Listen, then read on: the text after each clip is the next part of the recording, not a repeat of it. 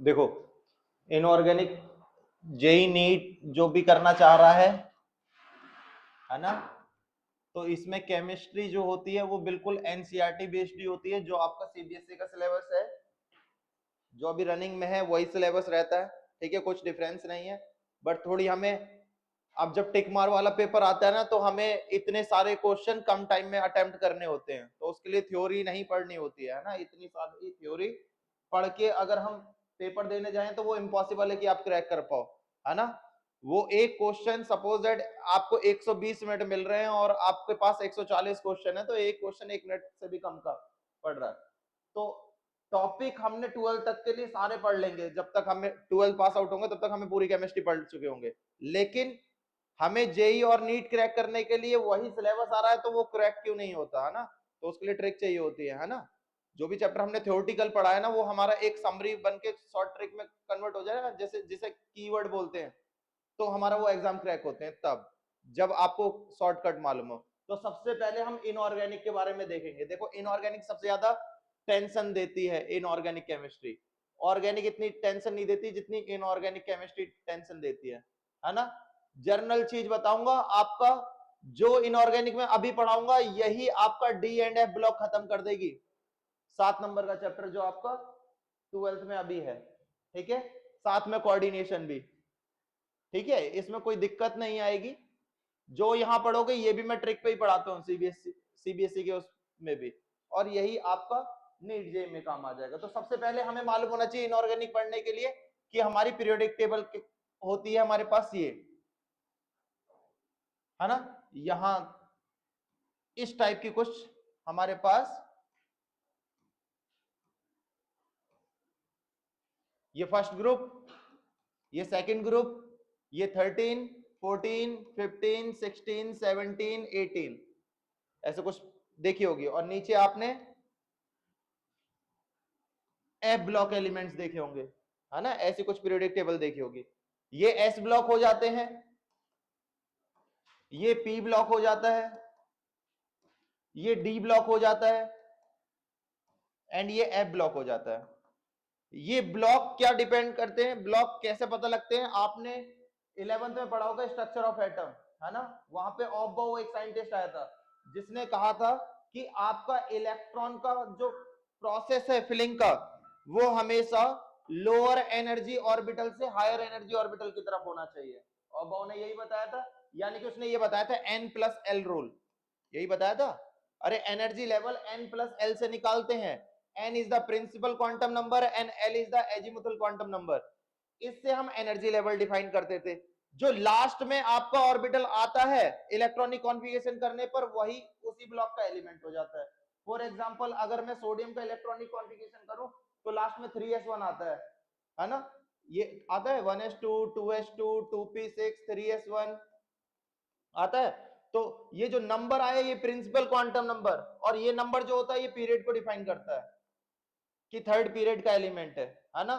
S block का element है, first group का एलिमेंट है, जो ऊपर इलेक्ट्रॉन आ गए, है ना। तो ये सोडियम को डिफाइन कर रहा है। ऐसे ही ये एस ब्लॉक हुआ, ये पी ब्लॉक हुआ, यानी कि जिसके आउटरमोस्ट ऑर्बिटल पी होगा वो पी ब्लॉक के होंगे, जिसका आउटरमोस्ट ऑर्बिटल एफ होगा वो एफ ब्लॉक के होंगे, जिसका आउटरमोस्ट ऑर्बिटल डी होगा वो डी ब्लॉक के एलिमेंट होंगे। इन सब ब्लॉकों में, एस और पी में, आप टॉप टू बॉटम भी आओगे, लेफ्ट टू राइट भी जाओगे। बट डी ब्लॉक में आपके पास 4 सीरीज होती हैं। यहां block group top to bottom चलोगे, आप लेफ्ट टू राइट भी चलोगे, टॉप टू बॉटम भी चलोगे। बट डी ब्लॉक में 4 सीरीज होती है, 3D, 4D, 5D and 6D। इसमें सिर्फ लेफ्ट टू राइट ही जाना होता है, ठीक है। टॉप टू बॉटम इसमें कोई खेल ही नहीं है। इसमें 4 सीरीज होती है लेफ्ट टू राइट वाली। कौन कौन सी? 3D, 4D, 5D and 6D, ठीक है। सिर्फ यही सीरीज आपके लिए इंपॉर्टेंट है। नीट जेई आप कुछ भी कर लो, 3D सीरीज ही इंपॉर्टेंट है, ठीक है। अब ये क्यों है ये हम देखेंगे अभी। इसको लेंथेनॉइड कहते हैं, मतलब 4F ब्लॉक। और ये होता है 5F ब्लॉक, जिसको हम बोलते हैं एक्टेनॉइड। क्या बोलते हैं? एक्टेनॉइड। एक होता है लेंथेनॉइड, एक होता है एक्टेनॉइड। जिसके लास्ट ऑर्बिटल 4F आ जाए वो लेंथेनॉइड, जिसका लास्ट ऑर्बिटल इलेक्ट्रॉनिक कॉन्फ़िगरेशन पे 5F आ जाए वो एक्टेनॉइड। क्लियर है? ये दोनों आपके रेडियो एक्टिव एलिमेंट होते हैं, क्या होते हैं? Radio active element. ठीक है, अब रेडियो एक्टिव क्या होते हैं? रेडियो एक्टिव एलिमेंट वो होते हैं जो अपने आप ही रखे रखे अल्फा बीटा गामा रे निकालने लगे। ठीक है, अल्फा रे भी उसमें से खुद निकलने लगेगी, बीटा रे भी निकलने लगेगी, गामा रे भी निकलने लगेगी। ये आपको फिजिक्स में पता लगेगा आगे, है ना, जब आप एटम एंड न्यूक्लियाई पढ़ोगे फिजिक्स में, सेकंड पार्ट में है ना। अभी मैं जर्नल ये बता रहा हूं आपको, पूरी ऑर्गेनिक समझ में आएगी। एक जर्नल वे बताया कि एस ब्लॉक उधर होता है, दो होते हैं जिसमें group, first and second. P block में आपके 13, 14, 15, 16, 17, 18 होते हैं। आपसे कोई पूछे डी ब्लॉक में कितनी सीरीज होंगी, तो 4 सीरीज होती है, 3D, 4D, 5D and 6D। ठीक है, और एफ ब्लॉक में आपके पास दो चीज आती है, 4F एंड 5F। 4F को लेंथेनॉइड कहते हैं, 5F को एक्टिनॉइड कहते हैं। ये पूरी आपकी periodic table, modern periodic table बन गई, है ना। एलिमेंट कौन कौन से हैं वो ध्यान नहीं रखने, ध्यान ये रखने हैं 3D वाले। समझो अब इसे कैसे याद रखने। 3D ऐसे याद रखने कि अगर मैं डायरेक्ट एलिमेंट लिख दूं, scandium, titanium, vanadium, chromium, manganese, iron, cobalt, nickel, copper and zinc, तो जो पहली पहली बार पढ़ रहा है उसे तो दिक्कत होगी, है ना। बट अगर जिसको आते हैं वो तो याद कर लेगा, है ना। अब जिसको याद नहीं है तो वो ऐसे याद रखे, सुनो तुम, हाँ देखो बच्चे को याद है, विवाह कर लो मुझसे फिर कोई नहीं कहेगा जिंक। मैसेज लैंग्वेज है ना, मैसेज लैंग्वेज है। सिंपल ध्यान रखो, सुनो एस से स्टार्ट हो रहा है मतलब स्कैंडियम, है ना, एस से स्टार्ट हो रहा है स्कैंडियम। तुम टी से स्टार्ट हो रहा है, टी से स्टार्ट टाइटेनियम ही होता है इकलौता एलिमेंट, है ना। देन उसके बाद अब ये मत कह देना सर टंगस्टन भी टी से स्टार्ट हो रहा है मैसेज लैंग्वेज में, लेकिन टंगस्टन का सिंबल डब्ल्यू होता है। ठीक है, विवाह वी से हो रहा है, ठीक है, कर लो सी आर आ गया, मुझसे एम से स्टार्ट होगा एम एन, फिर एफ ई, कोई सीओ आ गया, नहीं एन आई आ गया, कहेगा सी यू, एंड जिंक का जेड एन, है ना। 20 तक एटॉमिक नंबर अब तक आपको याद करा दिए जाते हैं 9th 10th में जब आप होते हो, है ना। 20 तक ही याद कराए जाते हैं। 21 तक, 21 से जो ऊपर चला जाए वो समझ लो ब्रिलियंट बच्चा है, टॉपर वाला है ना। तो 20 से ऊपर एलिमेंट जो आया वो आया 21 नंबर स्कैंडियम, है ना। फिर 22वां number titanium, 23, 24, 25, 26, 27, 28, 29 and 30। 3D block के ही क्यों हुए? 3D सीरीज के इनका आउटरमोस्ट ऑर्बिटल 3D ही आएगा इलेक्ट्रॉनिक कॉन्फ़िगरेशन करने पे। ठीक है, ध्यान रखना, क्लियर है, ध्यान रहेगा। सुनो तुम विवाह कर लो मुझसे फिर कोई नहीं कहेगा जिंक। 21 से लेके 30 तक के एलिमेंट हो गए, है ना। अब इनका इलेक्ट्रॉनिक कॉन्फ़िगरेशन, जैसे इस बार क्वेश्चन आया था कि आप ये बताइए 3D10 4s2 किसका इलेक्ट्रॉनिक कॉन्फ़िगरेशन है। दूसरे सेट में आ गया था 3D10 किसका होगा इलेक्ट्रॉनिक कॉन्फ़िगरेशन। अब एक नंबर का क्वेश्चन ऑब्जेक्टिव में है, उसके लिए मैं पूरा इलेक्ट्रॉनिक कॉन्फ़िगरेशन दोहरा के आऊं और बहु पूरा लिखूंगा, मेरा टाइम चला जाएगा। 1s2 2s2 2p6, 4 एलिमेंट दे रखे हैं, चारों का इलेक्ट्रॉनिक कॉन्फ़िगरेशन कर रहोगे 4 मिनट लग जाएंगे। पहले तो स्कूल लिख के आओगे, है ना। वो स्कूल में भी टाइम लगेगा लिखने में, तो कैसे करना है देखो, करते हैं, देखो ट्रिक, एलिमेंट याद हो जाएंगे। ठीक है, अब देखो, अगर इन एलिमेंट पे इन एलिमेंट पे इन एलिमेंट पे कभी +2 चार्ज आ जाए या +3 आ जाए, इन एलिमेंट पे कभी +2 चार्ज आ जाए या +3, जर्नल वाले नहीं पूछते, नॉर्मल स्टेट पे नहीं पूछेगा, चार्ज पे ही पूछेगा, यानी कि ऑक्सीडेशन नंबर दे रखा होगा। ऑक्सीडेशन नंबर क्या होता है? ऑक्सीडेशन नंबर या ऑक्सीडेशन स्टेट या oxidation number is the charge present on an element. एक एलिमेंट पे कितना चार्ज है on an element is known as oxidation state and oxidation number. Clear? अगर इनका ऑक्सीडेशन नंबर +2 आ जाए या +3, तो +2 अगर कभी भी दिख जाए, आप +2 से ही करना स्टार्ट करना। देखो +2 कभी भी इनमें से किसी एलिमेंट के ऊपर लिखा दिखाई दे जाए, तो आपको क्या करना है, 20 से ऊपर जितना भी इसका एटॉमिक नंबर बच रहा है वो 3D के ऊपर लिख देना है, खत्म इलेक्ट्रॉनिक कॉन्फ़िगरेशन। ठीक है, क्लियर है? इससे पहले नोबल गैस जो आती है वो लिख दो बस, आर्गन, खत्म। ठीक है भाई, 18 के बाद कोई नोबल गैस ही नहीं आती है, 18 एटॉमिक नंबर पे आर्गन है, आर्गन के बाद कोई नोबल गैस नहीं है जब तक आप 36 पे नहीं पहुंच जाओगे। क्लियर है? कभी भी +2 चार्ज आ जाए, अरे +4 भी आ जाए, आपको +2 का याद रखना है, हमेशा +2 का याद रखना है, सब हो जाएंगे चाहे भले ही कितना चार्ज आ जाए। देखो अभी हो जाएंगे। अगर मैं पूछूं आयरन +2 का कितना होगा, Fe के ऊपर +2 आ गया तो 20 से ऊपर कितना है इसका एटॉमिक नंबर, 6, Ar लिखो 3d6, खत्म इलेक्ट्रॉनिक कॉन्फ़िगरेशन। ठीक है, अरे क्लियर? 1 मिनट में 1 सेकंड नहीं लगेगी। ठीक है, क्लियर है? मैं कह दूं जिंक +2 जो इस साल क्वेश्चन आया, जिंक +2 का कितना होगा, तो 20 कितना ऊपर है, 10, अरे हो गया, 20 से कितना ऊपर है, 1 मिनट का क्वेश्चन नहीं था, आगे बढ़ जाओ तुरंत। समझ में आ रहा है? समझ में आ रहा है? डी ऑर्बिटल में मैक्सिमम इलेक्ट्रॉन 10 होते हैं, यानी कि 10 आ गया तो वो फुलफिल्ड है, फुलफिल्ड ऑर्बिटल है अगर तो वो स्टेबल है ना? अगर फुलफिल्ड नहीं है, पार्शियली फिल्ड है डी ऑर्बिटल, पार्शियली फिल्ड है, तो आप कहते हो, आप नहीं कहते हो, आप तो अभी 12th में ही आए हो, आप नहीं कहोगे, वो जो बैठे हैं पीछे, पार्शियली फिल्ड डी ऑर्बिटल जहां भी पाई गई, मतलब समझ रहे हो, D1 आ जाए, D2 आ जाए, D3 आ जाए, D4 आ जाए, D5 आ जाए, 10 ना आए बाकी सब आ जाए, तो पार्शियली फिल्ड हुई, फुलफिल्ड तो नहीं हुई ना बेटा। अरे एस ऑर्बिटल में मैक्सिमम इलेक्ट्रॉन 2, तो 2 आने पे ही फुलफिल्ड होगी, 1 आया तो वो तो आप कहोगे पार्शियली फिल्ड है ना? अगर पी ऑर्बिटल 6 इलेक्ट्रॉन पे फुलफिल्ड होगी, 5 आ गए तो आप पार्शियली फिल्ड कहोगे, है ना? डी ऑर्बिटल 10 पे फुलफिल्ड होती है, 9 आ गए, 8 आ गए, 7 आ गए, आप यही तो कहोगे पार्शियली फिल्ड होती है। तो जो डी ऑर्बिटल पार्शियली फिल्ड होगी वही एलिमेंट ट्रांजिशन एलिमेंट कहलाए जाते हैं।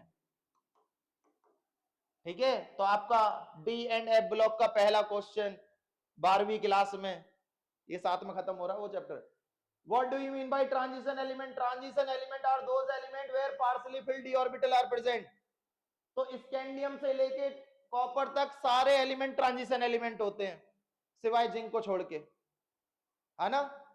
और जो बच्चा कभी धूप में निकला ही नहीं, ये पहले से ही अंबानी बना बैठा है, तो ये हमेशा सॉफ्ट होगा। इसे हल्का सा खेतों में छोड़ दो, धूप में ले आओ तो जल जाएगा, है ना? अरे सपोज दैट मैं स्टेबल हूं, बिल्कुल फुलफिल्ड हूं, मुझे पढ़ाई लिखाई की भी नीड नहीं थी, पैसा बहुत है भरमार मेरे पास, तो मैं निकलूंगा कभी घर से, मैं ट्यूशन पढ़ने आऊंगा या मैं पढ़ाने आऊंगा, है ना? पढ़ाने आया तो मुझे धूप लगी, मैं इतना गोरा चिट्टा निकला था घर से, काला हो गया, समझ रहे हो? वो देखो सो रहा था अच्छा खासा, है ना? बेचारे की नींद तोड़ी। अनस्टेबल है तभी, पार्शियली फिल्ड है तभी, है ना? तो जो पार्शियली फिल्ड होते हैं यही मेहनत करते हैं और ये मेहनत कर करके हार्ड हो जाते हैं। तो आपसे क्वेश्चन पूछा जाता है, zinc known as soft metal where copper, जो भी इनमें से जो बचे ये सब हार्ड मेटल हैं, तो क्यों है? क्योंकि ये काम करके अपने आप को स्टेबल कर रहे हैं, ना कि अंबानी है, समझ रहे हो? जो काम करेगा वो हार्ड हो जाएगा, वही मेहनत में सक्सेस रहेगा, है ना? बाकी जिसने कभी धेले भर की दुनिया नहीं देखी वो सॉफ्ट ही रहेगा, मम्मी मम्मी करता रहेगा। समझ रहे मेरी बात को? समझ में आया? तो दूसरा क्वेश्चन ये पिछली साल आया था, zinc cadmium mercury are soft metal whereas other transition element are hard, why? तो because D orbital fulfilled, D orbital जिसकी फुलफिल्ड होगी वो हमेशा सॉफ्ट ही होगा। ठीक है, समझ में आ रहा है?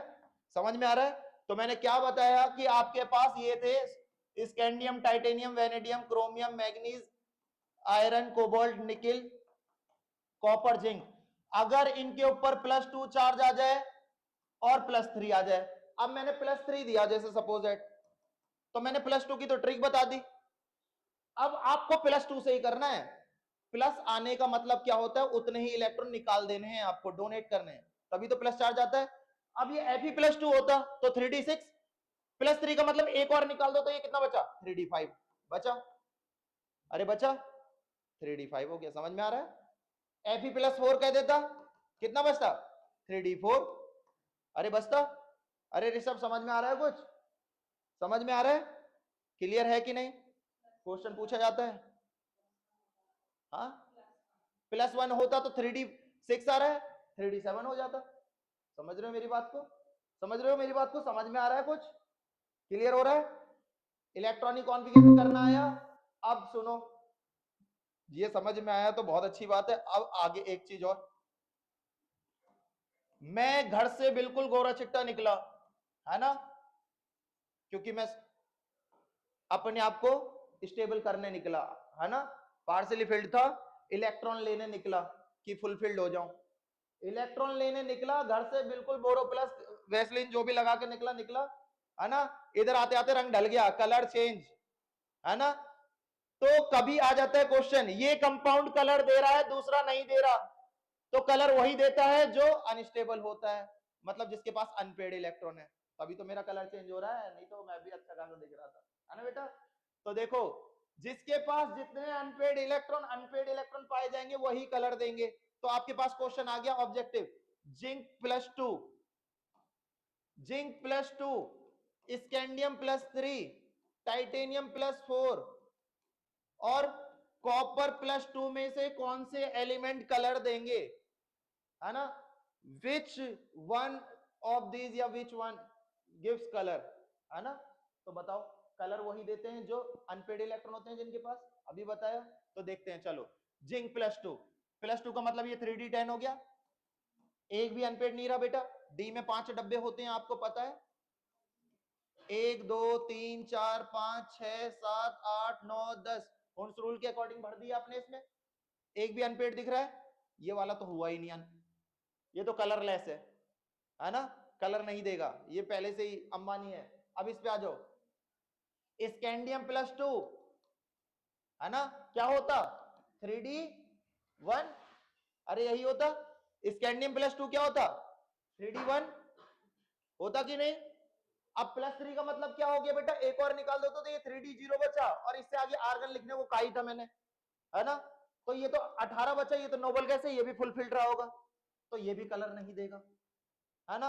अब आ जाओ, टाइटेनियम+4 है, तो मैंने क्या कहा, +2 लेके करना, है ना।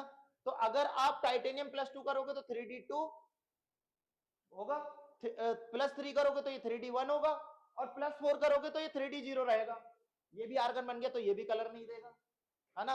बचा क्या, कॉपर+2 3D9, देखो 9 भरते तो बेटा ये वाला आपका एक अनपेड दिख जाता है, यहां पे दिखता, अरे दिखता, देखो, अरे भाई देखो, 5 डब्बे भरो,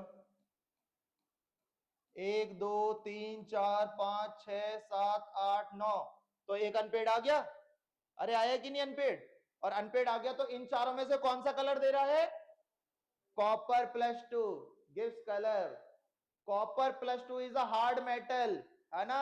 ये सब सॉफ्ट रहे होंगे, ये हार्ड रहा होगा, समझ में आ रहा है कुछ, समझ में आ रहा है कुछ, पिछले साल का क्वेश्चन है, बोर्ड में भी आया हुआ, समझ में आ रहा है, समझ में आ रहा है, क्लियर है।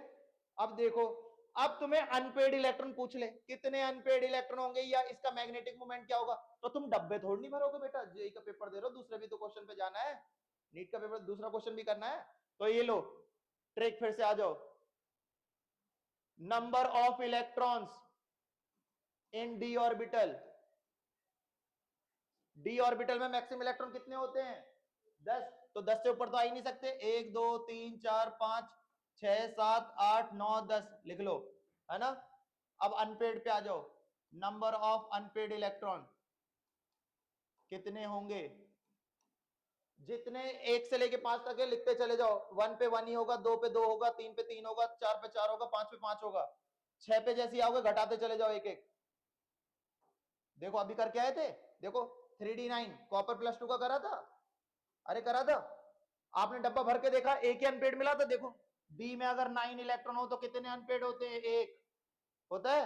अगर मैं Fe+2 में पूछूं कितने अनपेड इलेक्ट्रॉन है, तो आप 3D6 लिखोगे, और 6 में कितने अनपेड आते हैं, 4, डायरेक्ट पता है, क्लियर है, अरे क्लियर है, कुछ डाउट, समझ में आ रहा है।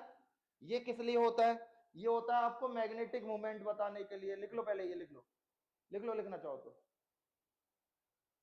लिख लो, ट्रिक भेजूंगा मैं पूरी, इनऑर्गेनिक ट्रिक पे खत्म करा दूंगा मैं पूरी, तुम पढ़ते रहना, समझ में आया, पहले पता था ये,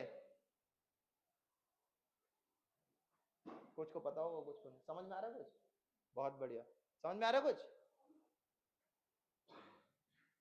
चलो देखो, आपने स्ट्रक्चर ऑफ एटम में पढ़ा होगा magnetic moment which is represented by mu. Mu is equal to root n into n plus two. The unit of magnetic moment is Bohr magneton B dot M, where N is the number of unpaired electron. है ना? अब मैं पूछूं आपसे कि what is the magnetic moment of copper plus two, तो आपको पता है कि N की वैल्यू निकालनी पड़ेगी. तो कॉपर प्लस टू में कितने इलेक्ट्रॉनिक कॉन्फ़िगरेशन क्या आता है? 3D9. 9 में कितने अनपेड इलेक्ट्रॉन? एक. तो आप यहां पे 1 इंटू 1 प्लस टू रखते तो ये आता √3, और √3 का कितना होता है? 1.732 बार मैग्नेटॉन. करके निकालते. दूसरा क्वेश्चन नहीं होता, टाइम खत्म हो जाता. तो लो उसके लिए trick. Number of unpaired electron and magnetic moment. देखो डी ब्लॉक में कभी भी 5 से ज्यादा अनपेड दिखे आपको टेबल में? देखो टेबल बनाई आपने, 5 से ज्यादा अनपेड दिख रहे हैं उस टेबल में? तो 5 से ज्यादा होंगे ही नहीं. अब देखो, जिसका अनपेड इलेक्ट्रॉन जितने हो उतना ही मैग्नेटिक मोमेंट होता है, ये तो ध्यान ही रखो. इसके बाद लगा दो पॉइंट. 1 अनपेड होगा तो 1 तो लिखो, उसके बाद 0.7 लगा दो. इसके बाद 1 बढ़ा दो, नीचे वाले में 8 कर दिया, नीचे वाले में 9 कर दो, 999 हो गया, खत्म. नहीं तो स्क्वायर रूट करके देख लो. देखो जैसे मैं इसका करके दिखा देता हूं. जैसे सपोज मेरे पास नंबर ऑफ अनपेड इलेक्ट्रॉन 2 है ना, रखो 2 इंटू 2 प्लस 2 म्यू बराबर, तो ये क्या आएगा? 2 इंटू 4 यानी कि 2 √2. 2 इंटू √2 की वैल्यू 1.414 होती है, आया 2.8. वो डायरेक्ट हो गया. क्लियर है? आते हैं इनऑर्गेनिक के यही क्वेश्चन. 3D सीरीज ही है, सिलेबस उठा के देखना नीट जेई वालों. 3D सीरीज ही है. डिलीट हो गया पी ब्लॉक, पूरा डी ब्लॉक खत्म करा दिया. अभी देखो और कराता हूं. समझ में आया? तो कुछ क्वेश्चन आपके लिए, मैं भी तो देख लूं आया कि नहीं. बताओ, क्रोमियम +2 और क्रोमियम +3. या रुक जाओ, बैक करता हूं, ये थोड़ा हार्ड हो जाएगा, इसे समझाना पड़ेगा. हाँ आपके लिए क्वेश्चन, क्रोमियम +2 एंड मैग्नीज +2 में कौन ज्यादा स्टेबल? स्टेबल बताना है, बस सिंपल क्वेश्चन है ना. हाफ फिल्ड डी ऑर्बिटल, समझ में आया?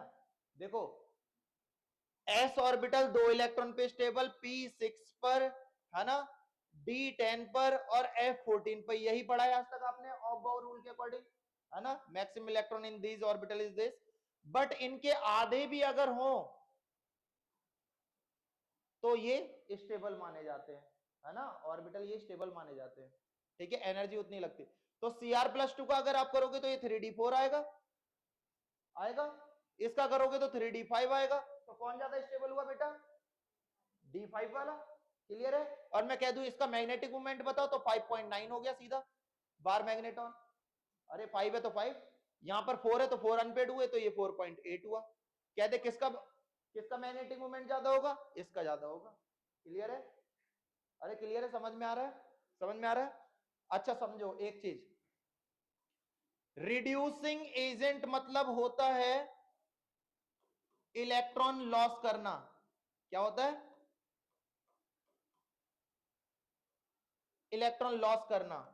और ऑक्सीडाइजिंग एजेंट मतलब होता है, ये आगे बहुत सुनोगे, अभी आओगे, अभी पढ़ाता जाऊंगा ना तो बहुत सुनोगे, आप लोगों ने सुन रखे होंगे. ऑक्सीडाइजिंग एजेंट मतलब होता है इलेक्ट्रॉन ऐड करना. ठीक है? समझ रहे मेरी बात को, मैं क्या कहना चाह रहा हूं? हाँ बेटा आ जाओ.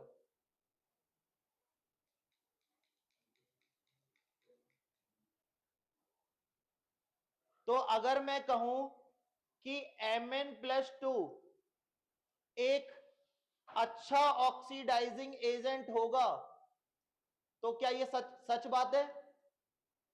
बताओ बताओ बताओ. अरे Mn+2 एक अच्छा ऑक्सीडाइजिंग एजेंट है, क्या ये सच बात है? ऑक्सीडाइजिंग का मतलब क्या होता है? इलेक्ट्रॉन ऐड करना, है ना. और Mn+2 में तो 3d5 पहले से है, वो तो स्टेबल था। आप इलेक्ट्रॉन ऐड करने का मतलब 3d6 कर रहे हो, अनस्टेबल कर रहे हो, तो वो एक गुड ऑक्सीडाइजिंग एजेंट नहीं होगा। समझ रहे हो मेरी बात को? अरे समझ रहे हो मेरी बात को? अरे क्लियर है कि नहीं? बट मैं ये कह दूं Fe+2 एक अच्छा रिड्यूसिंग एजेंट है, तो ये असर्शन रीजन में अगर आ जाए तो आप कहोगे ये बात सही कह रहा हूं मैं। अरे Fe+2 एक अच्छा रिड्यूसिंग एजेंट है कि नहीं? अरे Fe+2 का इलेक्ट्रॉनिक कॉन्फ़िगरेशन करो 3d6, और रिड्यूसिंग का मतलब होता है इलेक्ट्रॉन निकालना, निकालो 3d5, d5 स्टेबल होता है, तो अच्छा है। समझ में आ रहा है? ऑक्सीडाइजिंग रिड्यूसिंग खत्म हुआ। अब ये कहीं भी आ जाए आपका कौन सा अच्छा रिड्यूसिंग है, कौन सा अच्छा ऑक्सीडाइजिंग है, तो ये बात ध्यान रखना, बहुत अच्छे से लिख लो, कहीं लिखना चाहो तो लिख लो ये कहीं। समझ में आ रहा है? ब्राइट फ्यूचर नहीं दिख रहा आज। समझ में आया बेटा कुछ?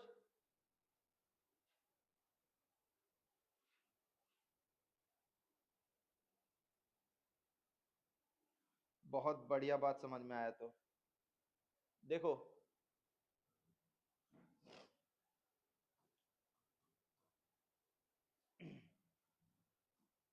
रहने दो, दूसरी चीज समझो। आपने क्वांटम नंबर्स पढ़े? पहले तो स्कूल स्कूल देख लो, इससे एक टॉपिक आ जाएगा। School school public school public school बहुत लोगों को पता होगा। पता है सभी को? कितने लोगों को पता है? दो। तुम्हें मालूम है? तुम्हें मालूम है? समझ लो।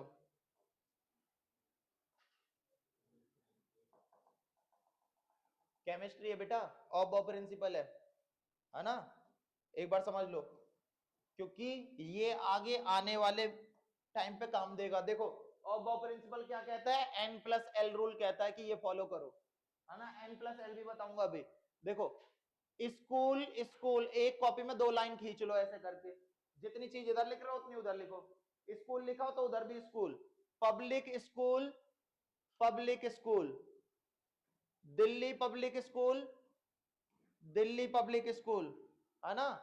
Famous Delhi public school, famous Delhi public school. 4 ही ऑर्बिटल होते हैं मेरे पास, है ना? SPDF 4 ही होते हैं। और ऑफ ने बताया कि N+L रूल के अकॉर्डिंग इलेक्ट्रॉन भरने होते हैं, ना कि बोहर्स मॉडल के अकॉर्डिंग। 2 8 18 32 2n² खत्म, है ना? वो 20 तक के लिए एप्लीकेबल था, 20 से ऊपर ये एप्लीकेबल है। एक लाइन खींचो बीच में, school school public school public school, Delhi public school Delhi public school, famous Delhi public school famous Delhi public school. अब आपको गिनती आनी चाहिए, है ना? आपने ऐसे ही बताया था, देखो किसी भी टीचर ने पढ़ाया होगा कि हमारे पास 4 ऑर्बिटल होते हैं SPDF, तो S कौन से नंबर पे आता है? पहले नंबर पे। तो S को पहले नंबर से स्टार्ट करो, ठीक है? अब देखो दूसरा S कहां है? ये है, तो 1 के बाद क्या आएगा? 2, ठीक है? तीसरा S कहां है? ये रहा। चौथा S कहां रहा? ये रहा। पांचवा ये रहा, छठा ये रहा, सातवां ये रहा, आठवां ये रहा, ठीक है? P ऑर्बिटल कौन से नंबर पे बताया था बेटा? दूसरे पे। P ऑर्बिटल कहां दिख रहा है? यहां पहला, यहां 2p, फिर 3 4 5 6 7। समझ में आया? पहला D ऑर्बिटल कहां से स्टार्ट, कौन से नंबर पे आ रहा है बेटा? 3 पर। D कहां दिख रहा है? ये दिख रहा, 3D 4D 5D 6D। बताई थी मैंने, 4 ही सीरीज होती है। अरे 4 ही होती है, तो देखो 3D 4D 5D और 6D आ रहा है। आ रहा है कि नहीं बेटा? आरो समझ में आ रहा है ना? F ऑर्बिटल कौन से नंबर पे आ रहा है? 4 पर। तो F यहां दिख रहा है 4 और 5, यही बताया था मैंने। अब ये हो गया लो ऑर्डर, इंक्रीजिंग ऑर्डर, ये लो। समझ में आ रहा है बेटा? समझ में आ रहा है? समझ में आ रहा है? अब देखो आपसे कह दे ये ऑर्बिटल इससे कम एनर्जी का क्यों है? बेटा वो कम एनर्जी का है, ये ज्यादा एनर्जी का। ग्रेटर देन लग रहा है, तो ये बड़ा हो गया, वो कम हो गया। तो N+L रूल फॉलो करके दिखाना है ना? तो ये देखो NCERT का क्वेश्चन है ये, है ना? 1s और 2s में कौन सा बड़ा, ज्यादा एनर्जी का? तो देखो अगर L की value of azimuthal quantum number 0 1 2 3 हो, तो ऑर्बिटल होते हैं बेटा 0 हो तो S, 1 हो तो P, 2 हो तो D, 3 हो तो F। ये पढ़ा है? एजीमुथल क्वांटम नंबर की वैल्यू ये होती है, तो 0 होती है तो s होता है ऑर्बिटल, 1 हो तो p होता है, 2 हो तो d होता है, 3 हो तो f होता है। क्लियर है? क्लियर है? और प्रिंसिपल क्वांटम नंबर हमेशा जो ऑर्बिटल के आगे नंबर प्रेजेंट होता है वही होता है। ठीक है, तो आपको n प्लस एल फॉलो कराना है। तो 1s में s ऑर्बिटल के लिए l की वैल्यू कितनी होती है बेटा? 0। तो 0 प्लस 1, ये तो 1 आया। यहां देखो 2 प्लस 0 क्या आया? 2 आया। ज्यादा नंबर कहां आ रहा है? इधर आ रहा है, तो ये ज्यादा एनर्जी का हो गया। क्लियर है? अरे क्लियर है?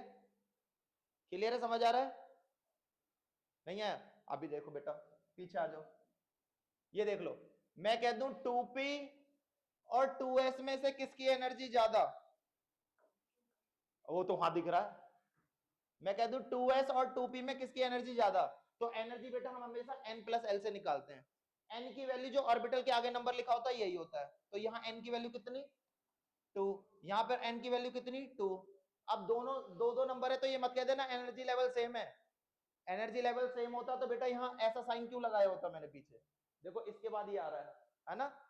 तो आगे वाले नंबर से कभी जज नहीं होता एनर्जी लेवल। एनर्जी लेवल जज होता है n और l की वैल्यू जोड़कर। तो देखो s ऑर्बिटल के लिए l की वैल्यू कितनी है? 0। तो 2 प्लस 0 ये तो 2 आएगा। p के लिए l की वैल्यू कितनी है? 1। तो 1 प्लस 2 कितना आएगा? 3। कौन सा नंबर बड़ा? ये वाला। तो ये 3 नंबर किसके लिए है? 2p के लिए। तो 2p ऑर्बिटल की एनर्जी ज्यादा। समझ में आ रहा है? समझ में आ रहा है? क्लियर है? बहुत बढ़िया। थोड़ा आगे बताऊं और चीज? समझ में आ रहा है? चलो क्वेश्चन लिखो एक, लिखो, calculate the value of magnetic moment of the following transition element. लिखो Mn+4, वेनेडियम+3, Mn+4,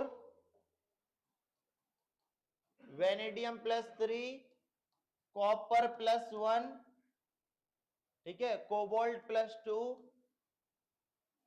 निकल+3। 2 ही लिख लो, बताओ सबकी। निकल+2।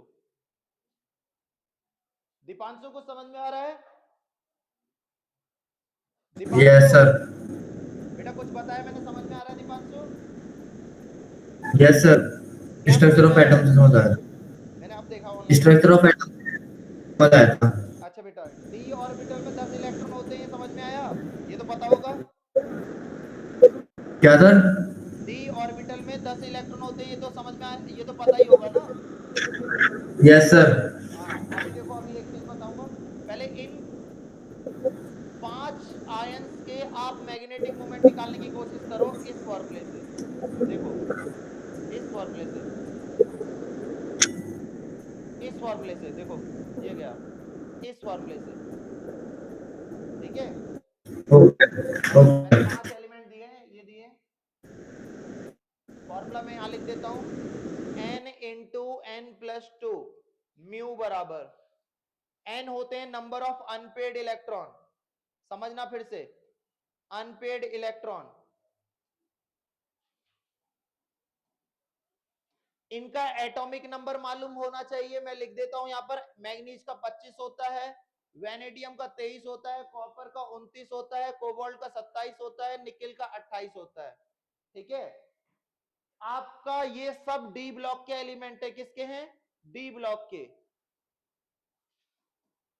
इनका इलेक्ट्रॉनिक कॉन्फ़िगरेशन करोगे तो लास्ट में डी ऑर्बिटल ही आएगा, है ना? डी ऑर्बिटल ही आएगा। और ये 3D सीरीज के हैं, तो 3D ही आएगा सबके लास्ट में। क्या आएगा? 3D। ठीक है, 3D ही आएगा।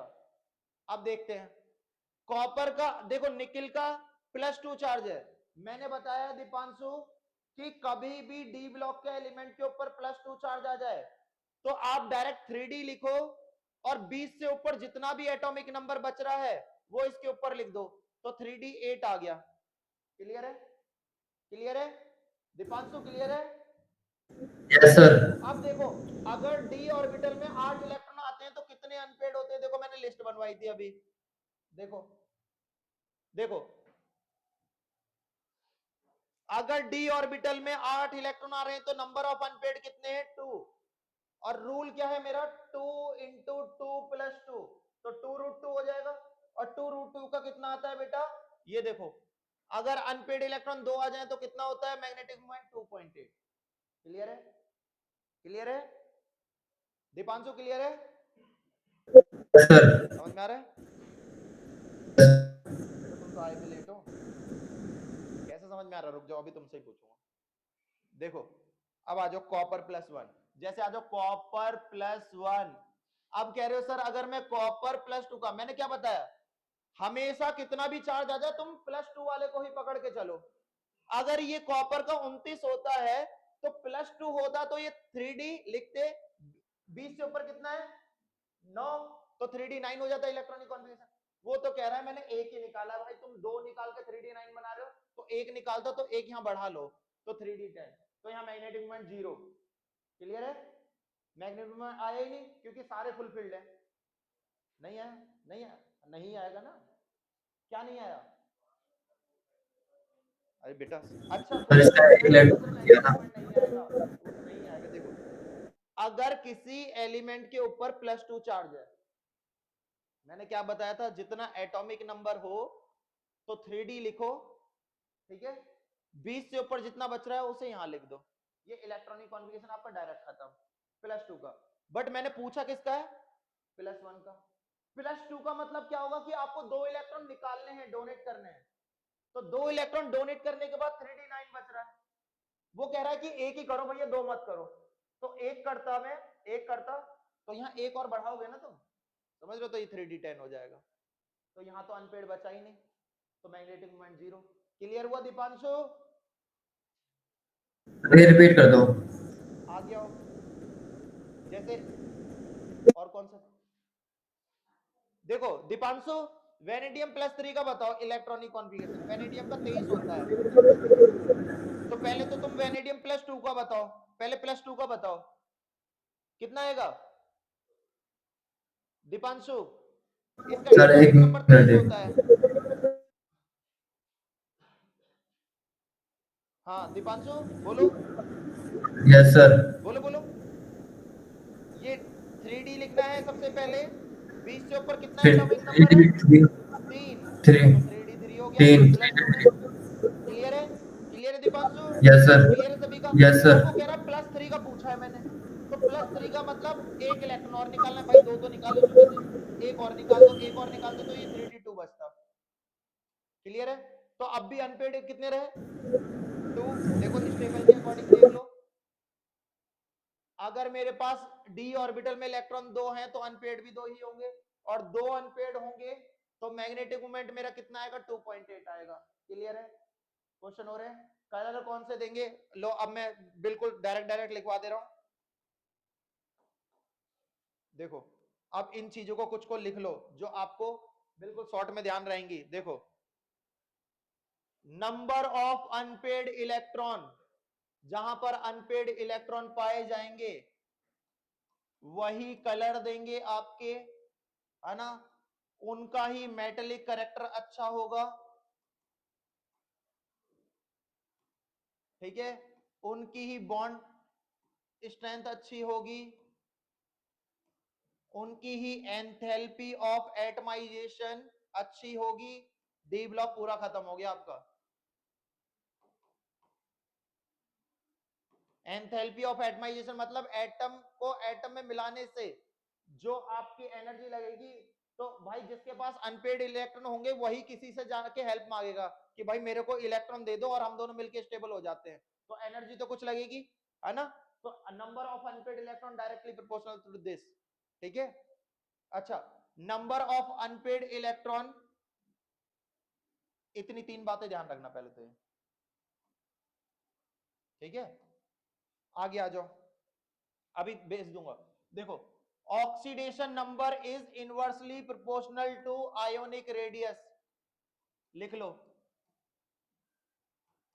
मैं कह दूं Fe+2 और Fe+3 में किसकी आयोनिक रेडियस ज्यादा होगी, तो देखो बेटा रूल ये ध्यान रखना, ऑक्सीडेशन नंबर जो होता है वो इनवर्सली प्रोपोर्शनल होता है आयोनिक रेडियस का, यानी कि ionic radius I dot are उसकी ज्यादा होगी जिसका ऑक्सीडेशन नंबर कम होगा, है ना, इस रूल के अकॉर्डिंग। और आयोनिक रेडियस उसकी कम होगी जिसका ऑक्सीडेशन नंबर ज्यादा होगा। तो मैंने क्या पूछा, इन दोनों में से किसकी आयोनिक रेडियस कम है? तो आयोनिक रेडियस किसकी कम होती है? जिसका ऑक्सीडेशन नंबर ज्यादा। और ऑक्सीडेशन नंबर क्या होता है दीपांशु? एक एलिमेंट के ऊपर प्रेजेंट चार्ज उसका ऑक्सीडेशन नंबर होता है ना। तो यहाँ पर ऑक्सीडेशन नंबर +3 है, यहाँ ऑक्सीडेशन नंबर +2, तो किसका ज्यादा है बेटा? इसका ज्यादा है, तो इसकी आयोनिक रेडियस कम और इसकी ज्यादा। क्लियर है? अरे क्लियर है? क्लियर है सभी को? Yes sir. हाँ अब देखो एक क्वेश्चन आया आपके पास कूद के, मैं पूछूं MnO4 माइनस और MnO2, मैं पूछूं किसकी आयोनिक रेडियस यहां पर ज्यादा होगी? मेटल की। मेटल क्या होते हैं जो आगे प्रेजेंट है? मैग्नीज एक मेटल है, तो इसका ऑक्सीडेशन नंबर निकालो और बताओ किसकी आयोनिक रेडियस ज्यादा होगी? निकालो। कॉपी में निकाल रहे ऐसे निकल जाती है। 4 दूनी 8, 8 में से 8 को उधर लेके जाओगे 7 बचेगा, यहाँ +7, यहाँ पर लिखेगी +4, है ना।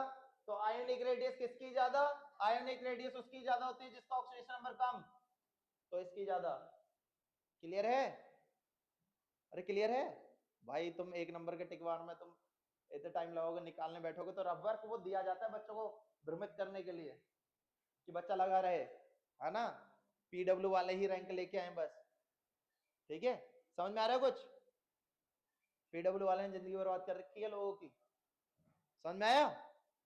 ये ट्रिक पूरी साल बीत जाती है, जब लास्ट में एग्जाम आने को होता है ना तब बताते हैं वो कैसे करना है, ठीक है। अब जैसे जैसे करना है तो इधर देखते जाओ। स्कूल स्कूल समझ में आया, है ना। स्कूल स्कूल समझ में आया? क्या क्या पढ़ा दिया मैंने? डी ब्लॉक आधे से ज्यादा बता दिया, आधे से ज्यादा के पूरा बता दिया। डी ब्लॉक और बहु बता दिया, है ना। क्वांटम नंबर्स बता दिए, है ना। और क्या बता दिया? हाँ अब देखो, बॉइलिंग पॉइंट उसका सबसे ज्यादा होगा इनऑर्गेनिक केमिस्ट्री में जिसके पास अनपेड इलेक्ट्रॉन सबसे ज्यादा होंगे। लिख लो, boiling point is directly proportional to number of unpaired electrons for the inorganic chemistry. Organic chemistry में वही 3 रूल ध्यान रखना, है ना। तो मैं पूछूं Cr+2 और Mn+2 में सबसे ज्यादा बॉइलिंग पॉइंट किसका बेटा? तो दीपांशु देखो, इलेक्ट्रॉनिक कॉन्फ़िगरेशन कर दो तुरंत, इसका करोगे तो इसका एटॉमिक नंबर 24, इसका 25। दीपांशु बताना इसका क्या आएगा? इलेक्ट्रॉनिक कॉन्फ़िगरेशन +2 है चार्ज, अभी बताया था। सर मैग्नेटिक मोमेंटम बताना। मैग्नेटिक मोमेंट बताया था, तो मैग्नेटिक मोमेंट बेटा इससे ही तो निकाला था अनपेड इलेक्ट्रॉन से। बताओ 3D यस सर। लिखा मैंने, 3D के ऊपर कितने इलेक्ट्रॉन लिखो? 3d4। 3D4, 3d4। बहुत बढ़िया। कौन पढ़ा रहा है बेटा तुम्हें? सर आप। हाँ, और इसका क्या आएगा बेटा? 3d5। बहुत बढ़िया, देखो मैं ही पढ़ा रहा हूँ। अब बताओ, देखो अनपेड इलेक्ट्रॉन देखो, 3D4 टेबल दिखा दो बेटा। अरे कहाँ गया? ये रहा, देखो 3D4 आ रहा है तो 4 में 4 अनपेड, यानी कि Cr+2 के पास 4 अनपेड हैं और Mn+2 के पास कितने हैं? 5 थे तो 5 अनपेड। तो किसके पास अनपेड ज्यादा है? Mn+2 के पास, तो इसका बॉइलिंग पॉइंट ज्यादा। क्लियर है? क्लियर है? लो अब एक चीज देखो, लो तुम्हें ऑक्सीडेशन नंबर हटा दूं आज, हटा क्या दूं, याद करवाता हूं मैं, पढ़ाता हूं रटाता नहीं हूं मैं। देखो, scandium, titanium, vanadium, chromium, manganese, ठीक है। मैग्नीज को पकड़ो, उधर 5 एलिमेंट इधर 5 एलिमेंट, मैग्नीज को पकड़ो, इससे +2 से +3 +4 +5 +6 +7। मैग्नीज इकलौता ऐसा एलिमेंट है जिसके पास सबसे ज्यादा ऑक्सीडेशन स्टेट होती है ना। और कितनी होती है? +2 से +7 तक, ठीक है। एक एक कम करते चले जाओ उधर की तरफ, ठीक है। और एक कम कर दो,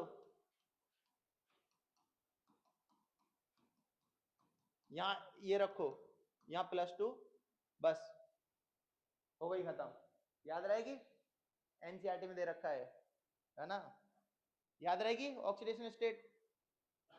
याद रहेंगी बेटा? मैग्नीज को पकड़ो, +2 से +7 तक लिख दो, कम करते चले जाओ, ठीक है।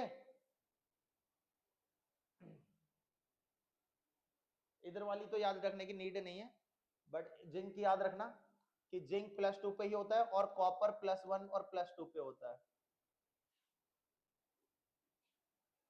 लो तो याद ही रख लो। मैग्नीज के बाद क्या आता है? Iron, cobalt, nickel. ये लो, यहाँ पे +5 और +7 छोड़नी होती है बस, +2 +3 +4 +6 बची, ठीक है। यहाँ पे +2 +3 +4 होती है, इन दो की सेम होती है बस, ठीक है। आगे की तरफ बढ़ोगे तो बस 5 और 7 छोड़ दो, बाकी लिख दो, और दो की सेम होती है +2 से लेके +4 तक, वहां +1 +2 और +2। अब आपसे कोई पूछे सबसे ज्यादा ऑक्सीडेशन नंबर किसकी होती है? मैग्नीज की। एक ऐसा एटम बताओ, दो ऐसे एटम बताओ जिसके पास सेम ऑक्सीडेशन स्टेट पाई जाती है, तो ये दोनों होते हैं, ठीक है। क्लियर है? एक ऐसा एलिमेंट बताओ जिसमें +1 और +2 ऑक्सीडेशन स्टेट पाई जाती है, तो वो ये दोनों, कॉपर, है ना। क्लियर है? तो ये डी ब्लॉक मैंने पूरा खत्म कर दिया, 7 नंबर, इससे आगे कहीं बाहर आ नहीं सकते सीबीएसई 12th बोर्ड में। पेपर उठा लेना पिछले 5 साल के, यही क्वेश्चन पड़े होंगे उसमें। कौन सा कलर दे रहा है, ये ज्यादा स्टेबल क्यों है, ये कम स्टेबल क्यों है ना, इसका मेटलिक कैरेक्टर ज्यादा क्यों है, क्योंकि अनपेड ज्यादा होंगे। अच्छा, D and F block element purely depend on number of unpaired electrons. कुछ भी क्वेश्चन आ जाए, मुंह उठा के आंसर नंबर ऑफ अनपेड लिख दो, सही होगा वो, गलत हो ही नहीं सकता, क्योंकि पूरा चैप्टर ही अनपेड इलेक्ट्रॉन पे डिपेंड है, ठीक है। हाँ, अरे तुम्हारा मन होगा तो 1 कॉपर का, मैं सोच रहा मन बोल रहा है। क्लियर है? समझ में आया? कितना टाइम हो गया? 6:30 हो गया? दफा हो लो। अच्छा, अरे यार, मैंने सोचा मेरा टाइम हो गया, ठीक है। समझ में आया? अब थोड़ा आगे बढ़े। इनऑर्गेनिक तो बढ़ा दी मैंने। इनो हाँ, डी एंड एफ, हाँ डी हो गया पूरा, एफ रह गया। एफ में से नहीं आते क्वेश्चन कुछ भी, जिसमें से आते हैं वो बता दिए। अच्छा चलो आगे आ जाओ। देखो देखो, डी ब्लॉक एलिमेंट जो होते हैं वो इलेक्ट्रॉन डेफिशिएंट होते हैं। क्या होते हैं? इलेक्ट्रॉन डेफिशिएंट, यानी कि इलेक्ट्रॉन के करीब, जिसको हम ऑर्गेनिक में इलेक्ट्रोफाइल कहते हैं। इलेक्ट्रोफाइल जो होते हैं वो डी ब्लॉक ही होते हैं। इनऑर्गेनिक में दोनों सिमिलर हैं, वहां इलेक्ट्रोफाइल नाम दे दिया जाता है, यहाँ उसे डी ब्लॉक के मेटल बोले जाते हैं, है ना। अब ये इतने गरीब हैं कि इनको क्या चाहिए होता है बेटा? इलेक्ट्रॉन चाहिए होते हैं। तो वो इलेक्ट्रॉन कौन लाकर देते हैं? ऑर्गेनिक में न्यूक्लियोफाइल लाके देते हैं, और इनऑर्गेनिक में लीगेंड बोलते हैं उनको। क्या बोलते हैं? लीगेंड, है ना। समझ में आ रहा है?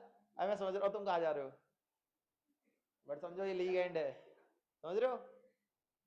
अच्छा, लीगेंड क्या होते हैं? ये लीगेंड जो होते हैं वो इलेक्ट्रॉन रिच होते हैं, है ना। अब इलेक्ट्रॉन जो रिच होते हैं उनके पास या तो इलेक्ट्रॉन बहुत रहे होंगे, यानी कि लोन पेयर इलेक्ट्रॉन प्रेजेंट होते हैं, है ना। फ्री के बैठे हैं इलेक्ट्रॉन, बैंक में पैसा पड़ा हुआ है, काम चल रहा है तब भी बैंक में पड़ा हुआ है, अरे गरीब को बांट दो, तो वो लीगेंड होते हैं, है ना। लोन पेयर होगा या उन पर निगेटिव चार्ज प्रेजेंट होगा। क्लियर है? और डी ब्लॉक के मेटल, डी ब्लॉक एलिमेंट को हम मेटल बोलते हैं, डी ब्लॉक मेटल्स होते हैं, और metal is always carry positive charge, है ना।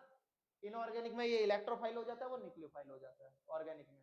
इनऑर्गेनिक में ये दूसरा चैप्टर कोऑर्डिनेशन कंपाउंड, ठीक है। अरे इनऑर्गेनिक खत्म करा रहा हूं तुम्हारी, 14 नंबर हो गए तुम्हारे। देखो अभी तुम एमटीजी उठा के देख लेना, ये क्वेश्चन पड़े होंगे, है ना। देखो समझ में आया? अब ये से बेटा इतना तो बोर पढ़ा नहीं रहा मैं जितना तुम वो कर रही हो। दीपांशु समझ में आ रहा है बेटा कुछ? Yes sir. बढ़िया आ रहा है समझ में? Yes sir. फिर ठीक है। अब देखो लीगेंड क्या होते हैं, अब समझो। लीगेंड एक ऐसा एटम, मॉलिक्यूल या आयन जो अपने lone pair of electron D block के मेटल को डोनेट कर दे by the help of coordinate bond. Pair of electron अगर डोनेट होता है ना तो वो कोऑर्डिनेट बॉन्ड बनाता है, ठीक है। इलेक्ट्रॉन की शेयरिंग होती है तो वो एक एक की होती है, दो दो की बराबर की होती है। बट यहां पर लीगेंड क्या है, जो पेयर ऑफ इलेक्ट्रॉन देगा, पेयर देगा तो वो तीर पे चला के छोड़ देगा और कह देगा कमान से निकला हुआ तीर वापस मत आना, वहीं रहना। समझ रहे हो, बस मैं रहूंगा यहाँ खड़ा हुआ। समझ रहे हो, तो लीगेंड क्या हो गया, लीगेंड एक ऐसा एटम मॉलिक्यूल या आयन जो अपना loan pair of electron D block के मेटल को डोनेट करेगा bye the help of coordinate bond. Is it clear. तो यानी कि ये डी ब्लॉक का अगर कोई मेटल है और यहां पर लीगेंड है तो ये अपना तीर चला के ऐसे छोड़ देगा, ठीक है। और ये जो बना M/L, this compound is known as coordination compound. क्यों, क्योंकि कोऑर्डिनेट बॉन्ड से बना। समझ में आ रहा है, समझ में आ रहा है। अरे ये पूछ लिया जाता है, देखो ऐसे पूछ लिया जाता है COF6-4 का हाइब्रिडाइजेशन क्या होगा, कलर देगा कि नहीं। ये ट्रिक पे खत्म है, अभी खत्म कर दूंगा मैं इसे, लेकिन इसलिए तो कह रहा हूँ ट्रिक में जल्दी बताता नहीं, क्लास जल्दी खत्म हो जाती है। अब देखो आधा घंटा हो गया, मैं पूरी बुक खत्म कर दूंगा 1 घंटे में NCERT, लेकिन मैं करूंगा नहीं। अब बेटा समझ में आ रहा है दीपांशु? Yes sir. बेटा नीट का पेपर तो मैं सॉल्व कर देता हूँ, बस मैं आकाश उकाश जा नहीं रहा, नहीं तो मैं तो। हाँ बेटा पक्का, पैसे लेके आना बस। जब मैं लक्ष्मी देख लेता हूँ ना तभी मेरी केमिस्ट्री निकलती है, लक्ष्मी आनी चाहिए बस। समझ में आया बेटा? अब देखो आगे बढ़ जाओ, देखो अभी बता देता हूँ। कितना टाइम हुआ आज, रहने दो, नहीं ज्यादा हो जाएगा, रहने दो आज। बेटा आज के लिए इतना ज्यादा हो जाएगा, सारी ट्रिक आज ही बता दूं, ठीक है।